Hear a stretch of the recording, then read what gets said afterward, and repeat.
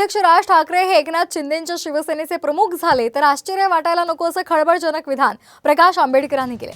मोदींनी दोन्ही भावांमध्ये स्पर्धा लावली आहे असंही प्रकाश आंबेडकर म्हणाले। तर प्रकाश आंबेडकर यांनी खळबळजनक विधान केलेलं आहे। मोदींनी दोन्ही भावांमध्ये स्पर्धा लावल्याचं त्यांनी म्हटलंय।